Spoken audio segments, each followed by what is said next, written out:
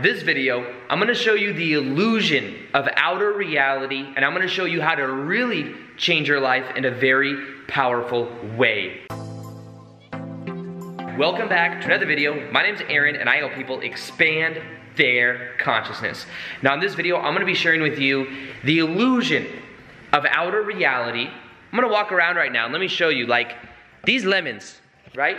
These lemons appear to be outside of me. However, here is the thing. When I look at the lemons right now, what is happening is my eye is an instrument able to then decipher the vibration of a lemon. So I think the lemon is out there, but really my interpretation of it is in here. What's happening is the cones in my eyes are taking the information, deciphering it, and then giving me the reality perception of that lemon being over there. But it's all happening within me. You see, reality on the outside is a projection of your own consciousness. Reality on the outside is interpreted on the inside. So the lemon is not happening outside of me. The lemon is happening within my own consciousness of my definition of what that lemon is. Some people may not even agree that that is a lemon. Maybe they call it something else. Maybe to me this is yellow, but to someone else this is green. You see, it's happening within me. The illusion is in believing in outer reality, which in a way is believing in the virtual reality that we're in. Ooh, virtual reality. I've talked about this a couple times before. I'm gonna walk around. I'm doing a different type of video today. I just did another video like this. Let me know if you like videos like this, more casual, me walking around. But the outer reality that we perceive of is a reflection and happens within us. But this is what most people do. You want to know what most people do? I'll show you. This is an analogy that I heard from Bashar, but nonetheless is a very powerful analogy. If I'm in this mirror right now and I'm looking in the mirror, I could be like, yo, I want to change the reflection right here. I want it to look a little bit different. And if I were to go and get a hammer or something, and maybe what I did is I were to bang on the mirror, maybe I were to try to like move it, smear up the mirror, and then someone has to clean it, and I want to go like this and try to smile, I know that by going out here and trying to change the reflection, nothing happens. This is a metaphor for reality, because what most people do in reality is they go out and they try to change things on the outside without first changing things on the inside. And it's much easier to change things on the inside because that's where the power is. So if I were to instead just smile, like, haha, look at me, I'm smiling. By smiling, what happens is then the outer reflection changes. So anything that you want to change on your life, first off, change the way you relate to the thing you want to change. When you change the way that you relate to it, you then start to take your power back, and you realize that all the resistance, you create resistance. If I'm trying to change the outside and I'm attached, most people are attached to what's happening in the mirror. They're focused on that instead of how they feel about what's happening in the mirror. You see, this is the difference in reality itself. Is how aware are we of that, of our internal mechanism, of how we think about things. Instead, what we can focus on is knowing that if I want to change anything on the outside, I first off must change my perception of it on the inside.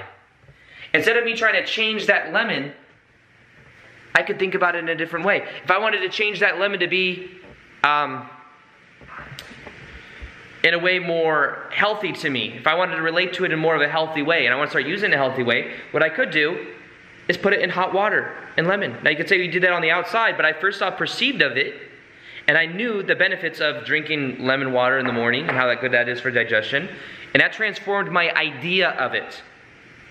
So remember that when we look at things on the outside, they are just reflections of the inside. They are reflections of our state of consciousness. They are reflections of what we believe to be true. But the real power is always within. You see, the things in our life as well, this is a powerful point. Someone was talking to me about this the other day. I have this green citrine crystal right here. Let me show you. So I have these beautiful flowers.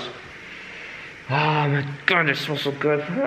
Okay, I have this cherry quartz, this citrine right here with this thing on it. This right here is green citrine.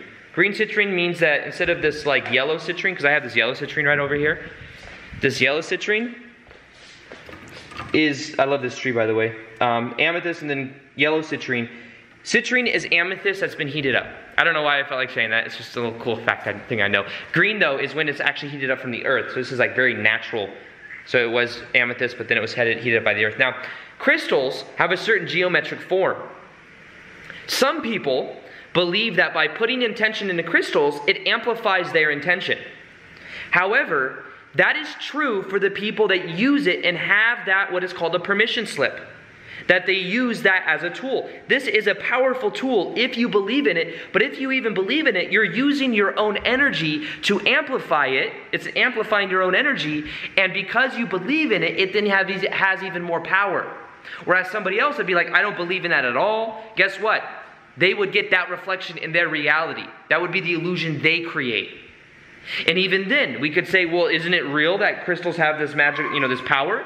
Well, what's real is our own energy, and this is an extension of what we believe to be true. And if we believe in crystals, then it does have power. You see, reality is just more of ourselves. Some people don't like it when I say that because they want to say, no, there's lots of power in the crystal. There's power within you, and you then give the power to the crystal. So you see, I'm not saying that I love crystals. Look around my house right now. I've got crystals. I've got crystals. I've got crystals. I've got crystals. I've got crystals everywhere. I love crystals, but I also am aware that the true power is within us, and that is an extension and a reflection of us. You see, normally, what we think of, I did a video on this yesterday on how the manifestation thinning is going away, the time, the buffer that it takes to manifest things.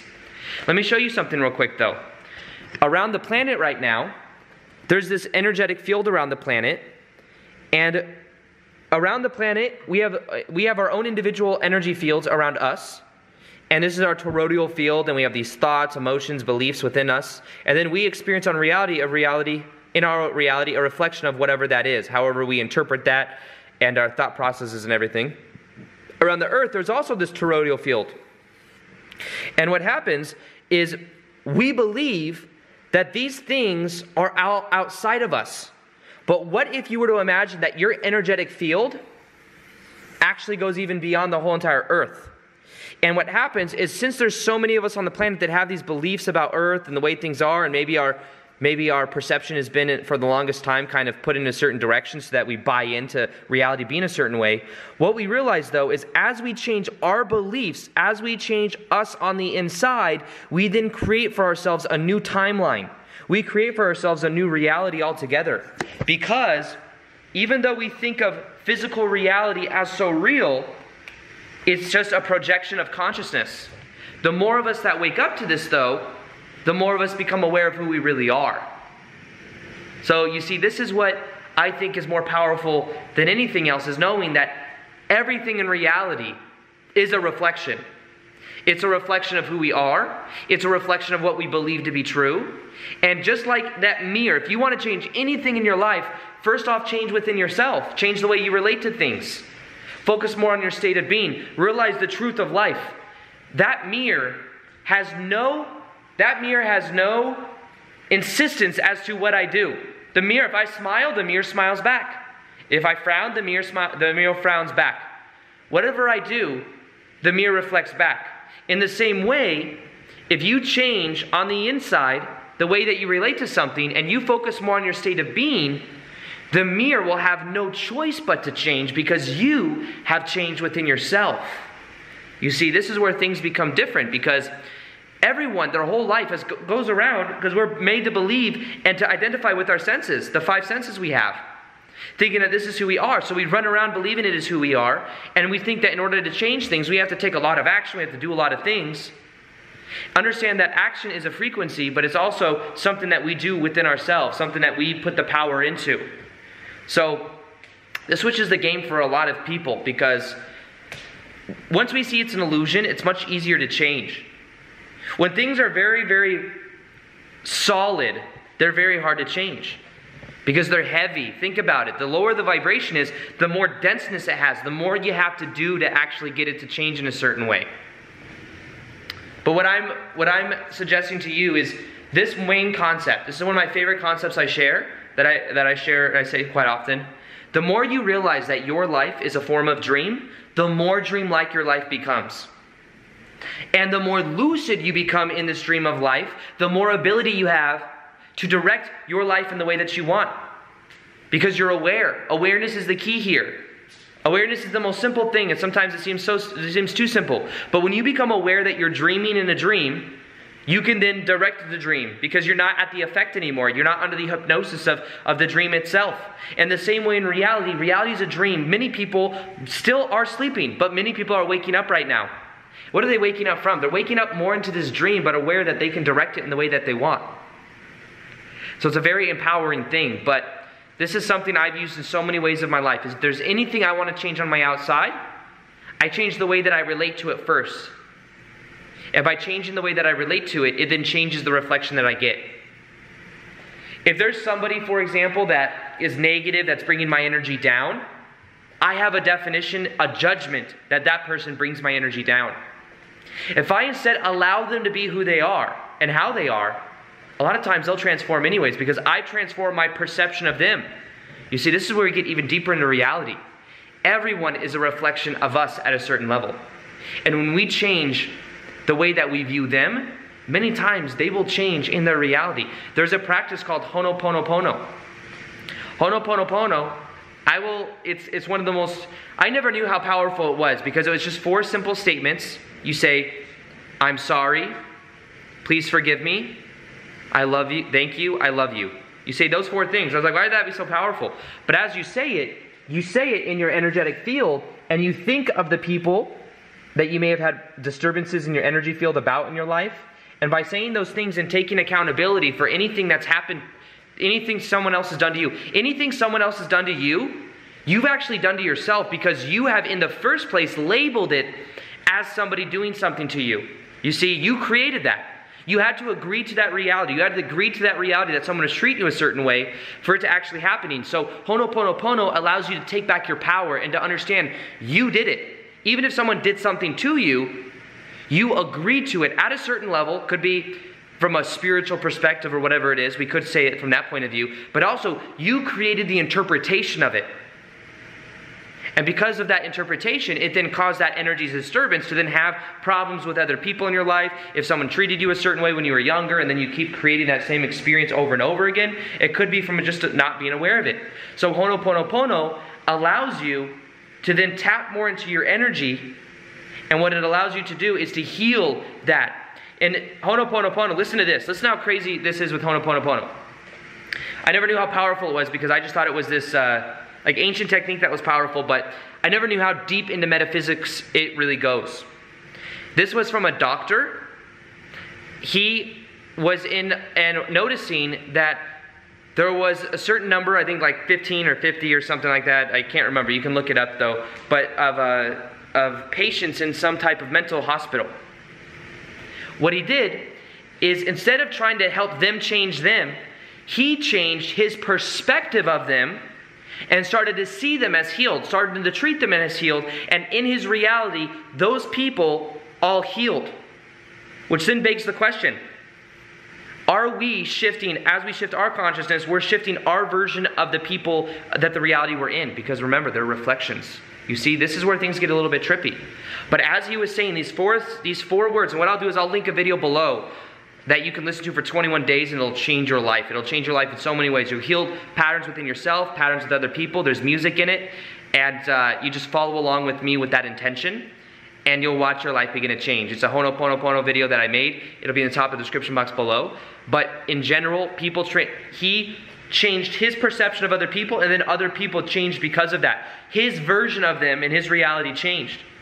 And this is a scientific thing that was documented. So it kind of begs the question. And when you see it as well, like people like Jesus or someone that was able to look at someone and just heal them by looking at them, or like the stories that you hear, how did he do that? He changed his perception of them and saw them as already healed.